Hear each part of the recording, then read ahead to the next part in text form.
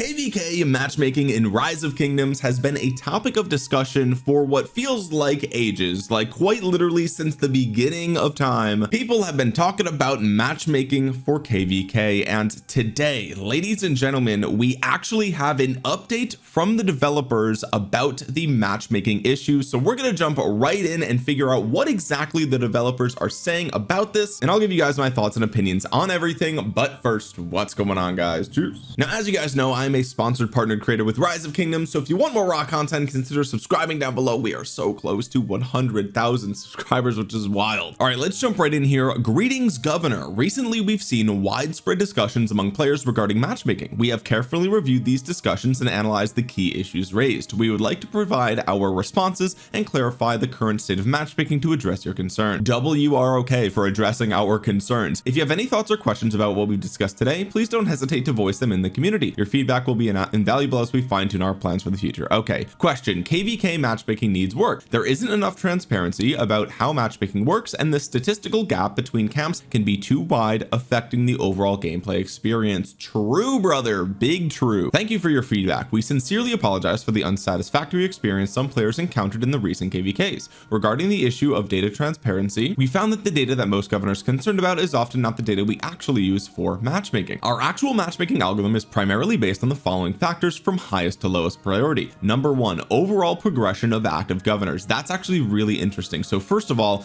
they're talking about not just building level and technology level and things like that, but they're probably talking about like number of commanders gained, number of expertise commanders, how many legendary pieces of equipment do you have, how far along are they, like how many iconic tiers do they have, how many inscriptions do they have rare or special inscriptions. I'm sure all of that is part of account progress or overall progression. Okay, so that is the number one thing in matchmaking, is like how good are the accounts of everyone that are in the actual kingdom. Next up is number of active open field governors. This is of course something that matters a lot. Having massive field presence definitely can help you win KvKs. Recent peak power of active governors, recent battle performance of active governors. So this makes a lot of sense, right? This actually factors in your trade ratios according to this, right? When I think of battle performance, I think of your trades, right? So that's really nice to know. And finally, crystal tech progression among other relevant data, right? So there is other data that they factor in, but it's not as important as everything that they've listed here. However, since this data is not readily accessible, many governors focus more on broader factors like total kingdom power and historical kill points. This has often resulted in matches seeming more skewed than they might actually be. We plan to make more matchmaking related data available through the Rock Toolkit so governors can better understand the factors behind matchmaking results. And this makes a lot of sense, right? I mean, even if you're not a part of leadership in your kingdom, a lot of times what we see is when leadership is planning a KvK, you'll see that they take the KvK map, and what they'll do is they'll put all the kingdoms in each of the corners, or however many camps there are, and you'll break it down by like power of the total camp or power per kingdom, and then total number of kill points per kingdom or per camp or whatever the case might be. I mean, that is, like they're saying here, that is definitely the way that most kingdoms evaluate matchmaking performance.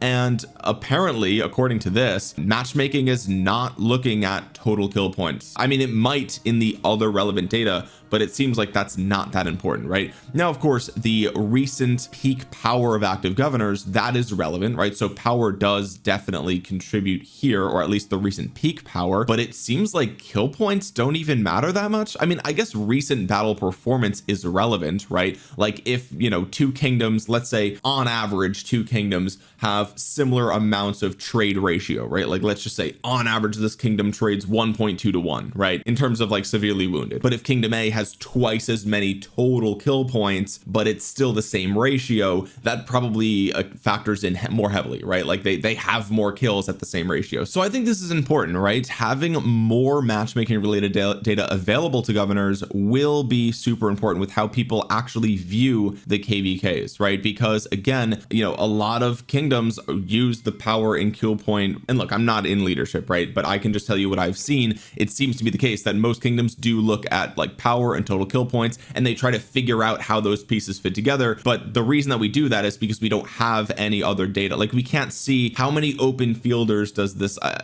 does our campmates have, right? Like, you can approximate it based on like the biggest alliances in the kingdom and stuff like that, but like really some of them might be running 7 armies versus 5 armies, and you don't know what the gear is like. So yeah, I mean, really what this comes down to is it does seem like the governors don't have all the data. And I guess one of the things that we could try to do as a community is just trust that the matchmaking makes sense in some way. And I actually think Chiskel has mentioned this in his videos, where on the back end it actually might be a genuinely competitive matchmaking outcome, but because the players in that KvK can't figure out who the allies should be and how this should work, all they're looking at is like total kill points and total power, and they're like, well, I mean, this doesn't make any sense at all, right? So I do think that this is more so a communication issue and a understanding of the data issue rather than anything else. But it also could easily be that matchmaking is also just not fine-tuned enough. Let's go on and see what more they have to say. With the number of super Imperium kingdoms decreasing, KvK register look at that, someone actually disliked it right away while I was filming. That's so funny. With the number of super Imperium kingdoms decreasing, KvK registration is way too frequent.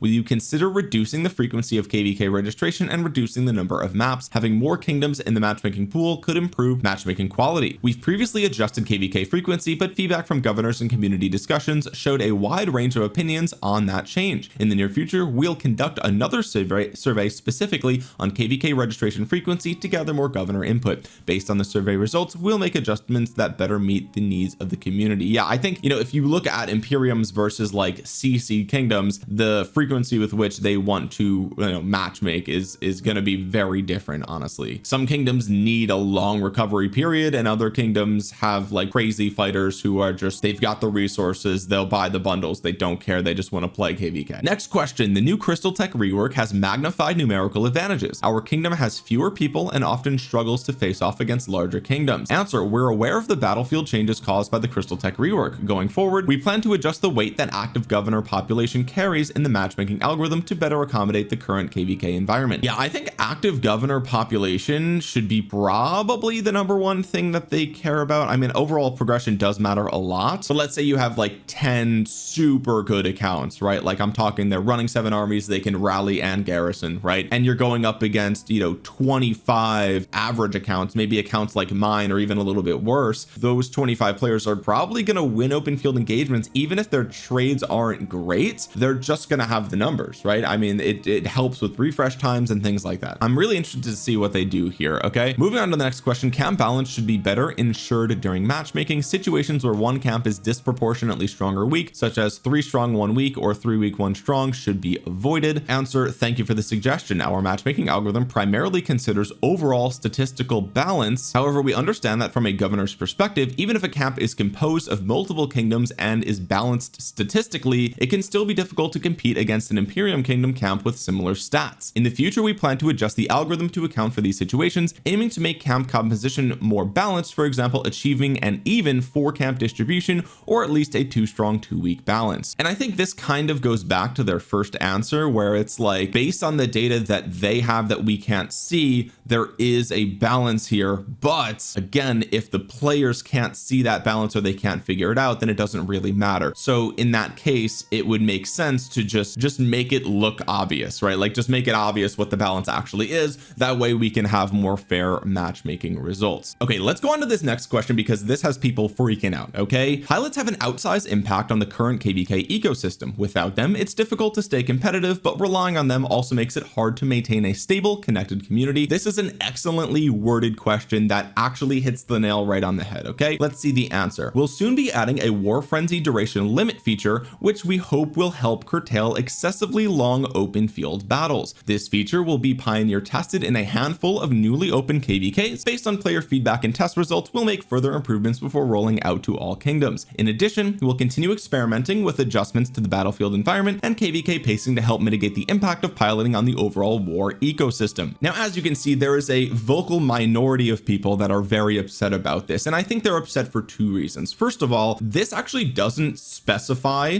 what war frenzy duration limit feature is, right? At first glance, the assumption is that you'll only be able to have war frenzy for a certain amount of time, time before you can no longer enter war frenzy for a certain duration, right? The other reason that they're upset is because they don't say what it is, right? There is not enough transparency here with what are they going to propose this limit actually be. Okay, that's why people are freaking out here, and I can understand that, right? I can understand why they're upset because they don't have the complete picture. They don't actually understand this without having those actual numbers. But let me just be super based for 2 seconds. Thank God they are doing something like this to combat pilots. This will be a very good change for 98% of players. 98% of players will not know that this change was implemented. I can guarantee you that the number that is set here will be a length of time that the average, even the average high-end player, does not play in a single duration, right? And I think this is where, you know, the number would have been helpful if they had actually put the number in here. And I don't know the number. I've heard wind of what they want the number to be and kind of what they were thinking, but I don't actually know, so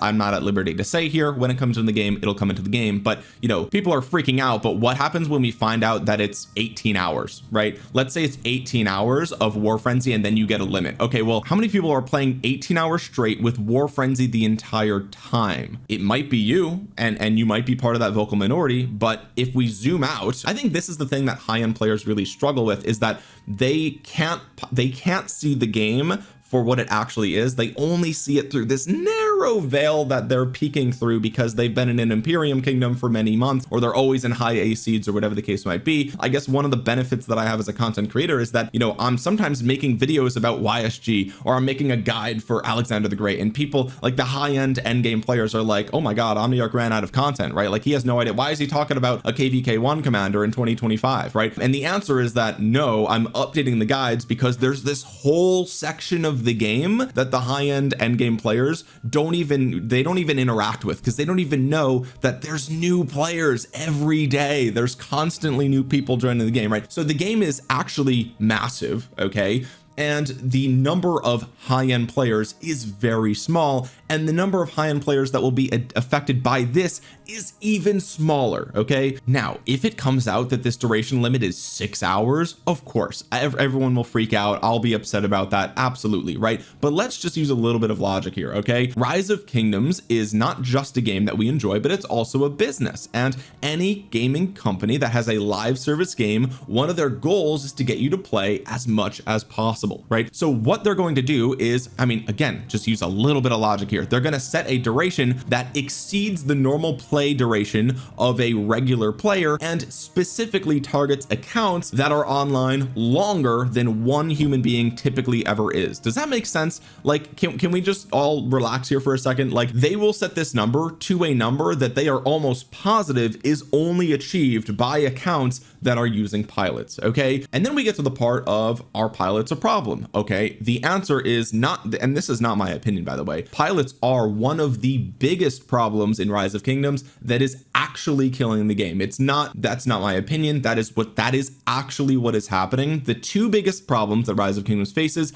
is getting new players into the game, so the new player experience, and pilots are killing the end game, right? Like, that is literally, and matchmaking, which we've just talked about. Okay, but pilots are actually, like, we're done with the discussion, by the way, right? Like, there's not, oh, they can't get rid of pilots because somebody, no, they have to get rid of pilots or the game dies, right? It's one or the other. Like, there's no longer a debate on whether or not pilots can stick around. That debate has been finished. We already know the answer, and the answer is that some players are going to be upset that pilots have to go away. That's really just the outcome here. And if that's you, I'm sorry that, like, it's going to affect your enjoyment of the game, but at the end of the day, it's more important that Rise of Kingdoms stays healthy. And if that means losing a couple of people because they like to have other people play their game for them, which, by the way, is like actually hilarious. We're even having this discussion, right? Like, you can't even play your own game. That's wild. That's like little brother behavior. Like, bro, can you come beat the Elite Four for me in Pokemon Red version? I'm not good enough to do it on my own. Okay, but my point is, the conclusion has already been reached. Pilots are killing the game. Okay, so we need to address the pilot problem, and that means, unfortunately, some people will be negatively affected because they liked using pilots, and now they're not going to be able to use them as much, and so they're not going to be happy about it. And that's fine, but you have to discard those players, unfortunately, for the health of the game, right? It's like, it's more important that the game, it stays healthy than it is to appease this, like, 3% of the player base, right? Like, and like, look, I know piloting is more than just 3% of the player base, but I'm talking about the percentage of the player base that uses pilots, likes pilots, and thinks they should stay exactly as they are in its current form, right? We can all agree that even if you use pilots, you know that like it's a little bit excessive at this point. It's a little bit ridiculous. It should be toned down, right? Okay, so I'm not saying everyone who pilots should be tossed in the garbage, obviously not, right? Obviously not. But what I'm saying is there's a small percentage of people who use pilots, like it in its current state, and want it to stay exactly as it is. Those people need to go because their goals do not align with the health of the game. Does that make sense? And so like when those things clash, the priority has to be the health of the overall game. There's no discussion there, right? Yeah, you lose that couple of percent of people, but the game doesn't die. That's what you get out of that, right? And so look, is this the best possible solution? I don't know. It is part of a multifaceted solution that they are trying, and I support them trying this strategy. And look, if it doesn't work, they just get rid of it, right? I mean, obviously they have access to infinitely more data than you possibly can imagine. Okay, so if they implement this change and see a stark decrease in the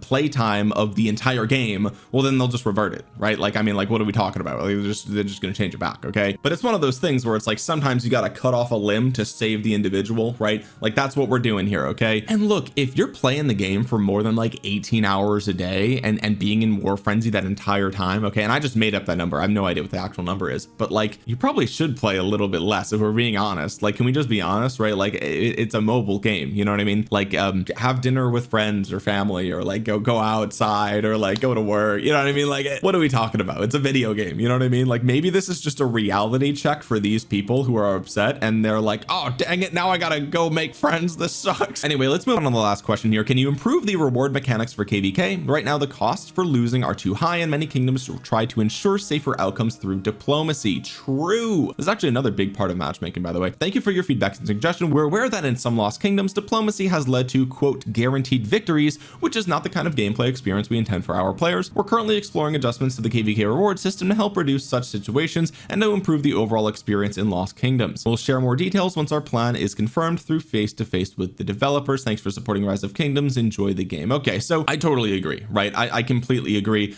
The reward for winning KvK shouldn't be so good that players want an easy KvK, right? I mean, this game, it's a PvP game. What are we talking about? Like the whole point should be good matchups that you actually fight. There should never be a situation where you can just choose to not fight and get an easy win. Like, that's stupid. There's a war game. How is that even an outcome, right? But I understand why people do it, because they want to get a special inscription, and so that they're going to do it, and that's that. So overall, I agree with this. I do think this needs to change, and I'm glad to see that they are actually addressing it. That's it. That is everything in this matchmaking Q&A here. All in all, I'm glad that they're addressing this. Obviously, matchmaking is an issue. I think everyone can agree with that. I think them being a little bit more transparent with the way that this works, without actually telling us the exact formula, obviously, because people are just going to manipulate it, then this is all good stuff, right? It's good that they're addressing this, even if, you know, obviously there are people that are unhappy with the answers here. Okay, and I could understand the skepticism, but can we at least agree that them openly acknowledging this problem is a step in the right direction? Okay, and that they've been working, and by the way, they've been working on this for a while. This is nothing new. They've been working on this for a while, and so them actually coming out with this statement means that they are close to figuring out how to solve these things, or at least getting more data and working in a certain direction, and then they can tweak it as they go along. Again, people are upset about this. Again, I can promise you 98% of people will not be affected by this. This is not something you're gonna have to worry about. All the normal players are not even going to know that this is a thing. The small minority that are heavily reliant on pilots,